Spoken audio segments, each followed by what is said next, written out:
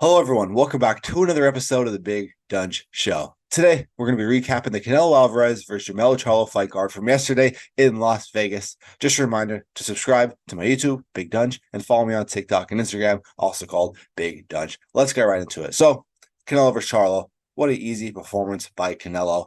Dominated, won by unanimous decision. I'd say Charlo maybe won 2 rounds. Okay.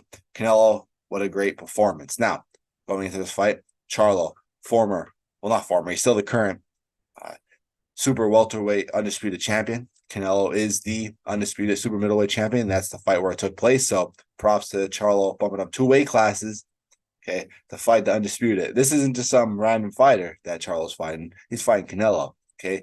Put the undisputed championship belts aside.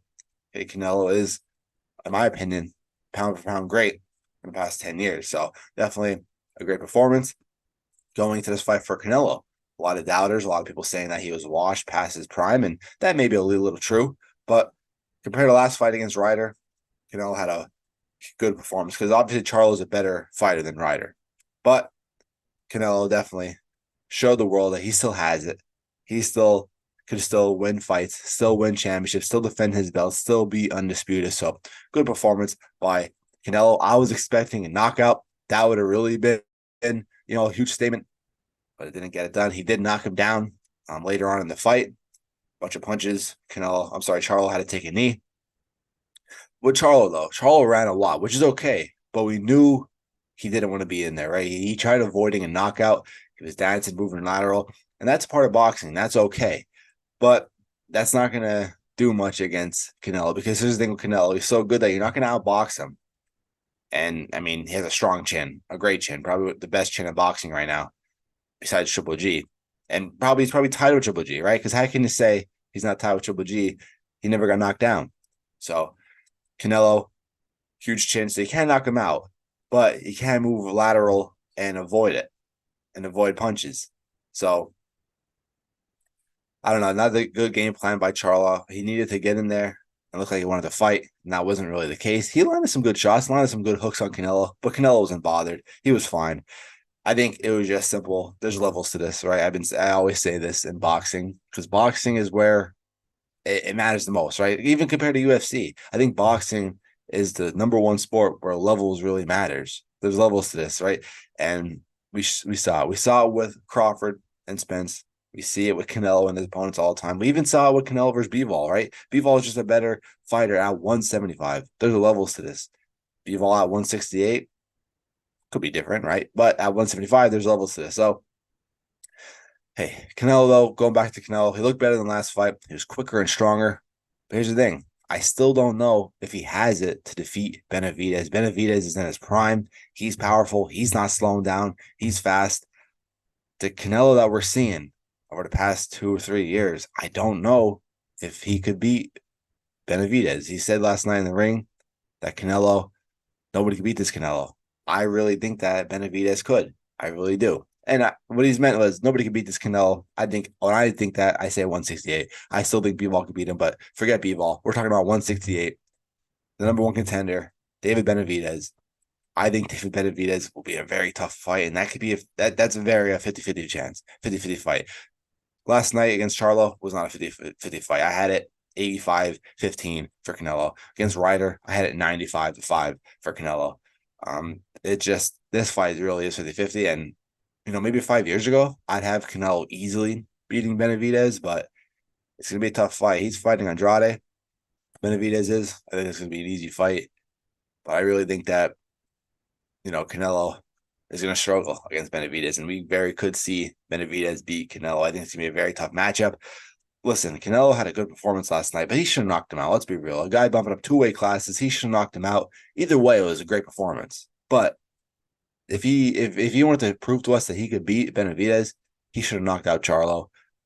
But he didn't. So I don't know. I think that's gonna be next though. I'd love to see that fight in May. Canelo versus Benavidez. I think we need to see that fight. Charlo, on the other hand, he calls out Crawford. Terrible idea. He'd embarrass Charlo worse than Canelo, and it'd be pretty bad. I mean, I don't want to see that. I want to see Crawford versus, Spence again at 154. I just don't see Charlo. I mean, yeah, it'll be I don't know. I was about to say it'll be a better matchup than Canelo, but here's the thing. Crawford doesn't hit as hard as Canelo, and that was a big problem. Outboxing, I have Crawford though, but he's not going to hit as hard as Canelo, so maybe it'll be a little easier fight when it comes to actual power. But outboxing, it's going to be tough. It's going to be tough. I think that was a bad idea. You just got whooped by Canelo. You shouldn't be calling out anybody, right? You should just be appreciating the times they have, opportunities they have. So I think that's a bad call. I think Crawford beats him easy. I doubt we see that fight though. What I'd like to see is, I said this in the show on Friday, Canelo versus Benavidez in May, and then Crawford and Spence rematch, and then we see Canelo versus Crawford end of next year. That'd be pretty cool. Undercard fights, Erickson Lubin versus Jesus Ramos. I think it was a robbery. Lubin was on the ropes the whole time. Ramos was lining a bunch of punches. I think it was a robbery. That's a big problem with the sport of boxing. People are saying, well, if you don't know boxing, you know Lubin won. Ramos landed more punches, and Lubin was on the ropes the whole time. I easily had Ramos winning that. They even scored a 117, 111. That's ridiculous. So part of the sport, we're used to it, right? I mean, if you've been watching boxing for a while now, robberies are a common thing. Everyone agreed, right? The fans agreed, the commentators agreed. Jim Gray agreed that it was a robbery. I really didn't see anybody disagreeing that it wasn't a robbery. Lubin was even shocked. It is what it is. Just part of the sport, and it's sad that we have to say that. So Barrios versus Ugas. Barrios won probably 9 rounds. Ugas had a really good overhand right, and Ugas is a warrior, but I think it's time for him to hang it up. Obviously, became known defeating Manny Pacquiao. Manny Pacquiao was past his prime, didn't have it anymore, but I think it's time for Ugas to hang it up. Barrios, on the other hand, he can make a good case at welterweight, maybe against Boots, definitely not against Crawford, definitely not against Spence, but one of the Boots Ennis or Thurman, right? I think Barrios still has it, but Ugas, you're never going to win a title again. I mean, you're losing to not even a top 3 welterweight. How are you going to win a title now? And he lost bad. You saw his face. His one eye was swollen shut. But, yeah. Uga's still a warrior, though. Still great performance when he had to beat Manny Pacquiao. But it's time. I think his days are over. So that's really all. I just want to recap, react to the Canelo versus Charlo fight. Great performance by Canelo. But I don't know yet. I don't know. I still feel like Benavidez could beat him. Charlo, on the other hand, props to him, bumping up 2 weight classes, but he shouldn't be calling out Crawford. He has to get back to the drawing board. Brings up another question though with Derek James. Is he really a legit trainer? I mean, Eric Spence lost. Anthony Joshua had a bad performance his last fight. Charlo lost. So I don't know. Derek James, a lot of people hype him up, but he's been losing a lot lately. But hopefully you guys enjoyed.